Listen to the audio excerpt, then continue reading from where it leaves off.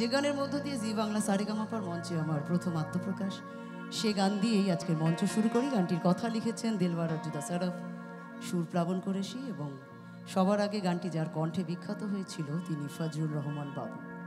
এই তিনজন ব্যক্তিত্বই ওপার বাংলার স্বনামধন্য মানুষ। আমরা গানে গানে গানের শুরুতেই এই তিন ব্যক্তিত্বকে সালাম জানাই। শুরু করি আজকের সন্ধ্যা। ইন্দুবালা গো ইন্দু